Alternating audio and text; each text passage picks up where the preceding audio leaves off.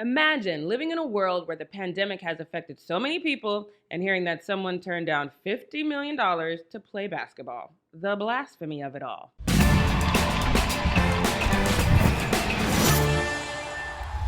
Greetings and salutations, sports fans. Thanks for checking in with us once again here at the Fumble. I'm your host, Jackie Ray. While you're here, make sure you hit that subscribe button and that notification bell, and then venture on over to Instagram and Twitter and follow me at JRayTheFanatic. But make sure you stay with us because we're going to spend a lot of time talking about this head scratcher of turning down $50 million. But then again, Biggie already told us, more money, more problems. So are we just tripping because we would never turn down $50 million per year? And by we, I mean me. And of course, most of you guys, but maybe the bearded one is thinking about this a little deeper than we are. If James Harden joins up with the Nets, Houston, and pretty much everybody else, we have a problem.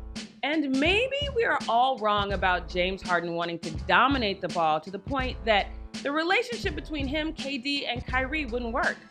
Yes, James Harden thrives on playing isolation basketball, but he also passes pretty well. This season, he was 5th in assists. Last season, when he was breaking every single scoring record possible, he was 7th. And both seasons, he was averaging almost 8 assists per game. Just 4 years ago, he was averaging 29 points per game and 11 assists. It's kind of crazy when you think about it. We think that because he has a strong desire to play ISO basketball, it wouldn't work with him, KD, and Kyrie because they all want to dominate. But history has already proven that this can work.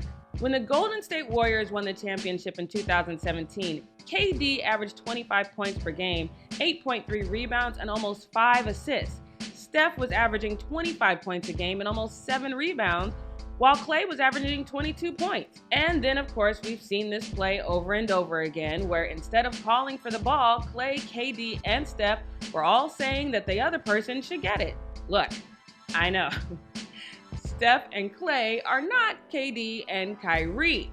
But we also have to remember that KD also had a fight with Draymond on the sidelines while Kyrie was seen pouting on it. But it's about the ring now, and we still need to see how KD looks after coming back from his ACL injury. And having the bearded one on the squad eases that pressure a little bit. If he doesn't have his basketball swag, he has time. But the funny thing about all of this is we are talking about if this will or will not work, but the truth is the Houston Rockets do not have to trade Westbrook or James Harden. It would be in their best interest to do so, since a disgruntled Westbrook and James Harden on your team would make your already dysfunctional organization even more of a debacle. Not to mention, the Nets would likely have to deplete a great deal of their depth chart and include a third team in order to pick up a 31-year-old James Harden to compete with a 32-year-old Kevin Durant. Kyrie is 28, but the push to win it all would have to come right now.